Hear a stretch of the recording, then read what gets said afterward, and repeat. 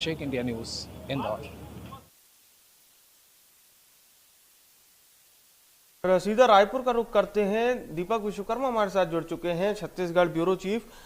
जी दीपक, अभी ओवरऑल क्या अपडेट है सभी सीटों का?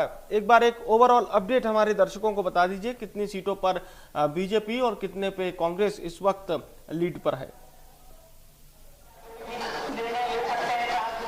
कुल जमा 11 सीटें और 11 सीटों में से यदि बात की जाए तो एकमात्र कोरबा की ऐसी सीट है जिसपे ज्योत्सना बहन जो कांग्रेस की प्रत्याशी हैं वो लीड बनाए हुए 20,000 से भी ज्यादा जो मत हैं उससे वो लीड बनाकर आगे बढ़त बनाए। और सबसे महत्वपूर्ण बात यह है कि बस्तर की सीट जो कांग्रेस की झोली में थी, जो मौजूदा प्रदेश अध्यक्ष दीपक बैज के पास थी, वो सीट भी कांग्रेस के हाथ से निकल गई है। वो सीट अब भारतीय जनता पार्टी ने बढ़त बना ली है। महेश कश्यप उस सीट पर बढ़त बना ली। और सबसे महत्वपूर्ण बात यह, कांकेर की सीट पर डाउट जताया जा रहा था, लेकिन वो सीट भी कांग्रेस की झोली से निकल गई है। क्योंकि पिछली बार की यदि बात की जाए 2019 के लोकसभा चुनाव में मात्र और मात्र कांकेर की जो सीट थी वो 6,000 के अंतर से कांग्रेस हारी थी। लेकिन कयास ये लगाए जा रहे थे कि भोजराम नाग के आगे वो सीट इस बार शायद कांग्रेस की झोली में जा सकती, लेकिन ऐसा नहीं हुआ। इसके इतर यदि समझा जाए, राजनांदगांव की सीट बहुत हॉट सीट थी। 5 साल प्रदेश के मुखिया रहे, पाटन से विधायक और मौजूदा भी विधायक हैं,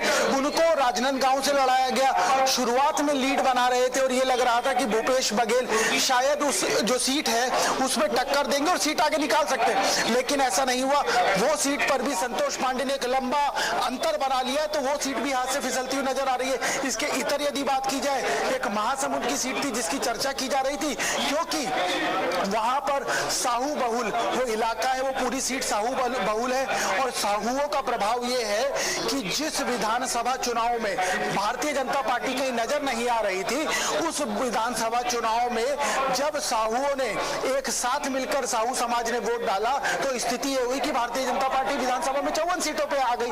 तो इसी वजह से महासमुंद में जब साहू को टिकट नहीं दिया गया और ताम्रध्वज साहू जो कांग्रेस से हैं, पूर्व गृह मंत्री हैं, उनको टिकट दिया गया, तो कयास ये लगाए जाने लगे कि शायद कांग्रेस एक हाथ ऊपर निकल जाए, लेकिन ऐसा नहीं हुआ।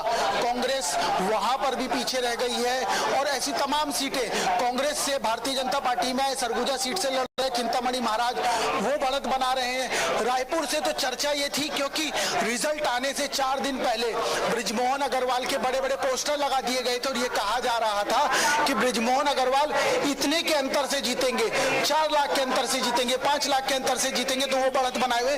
तो कमोवेश स्थिति यही लग रही है कि 11 सीटों में से 10 सीटों पर भारतीय जनता पार्टी बढ़त बना रही है। 9 सीटें उसकी 2019 में थी, 1 सीट का उसको लाभ हुआ है।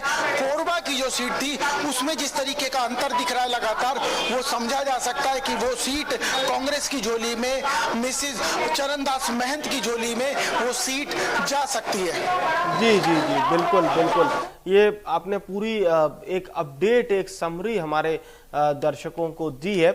मैं लौटूंगा दीपक आपके पास। इसी बीच अब हम जबलपुर का रुख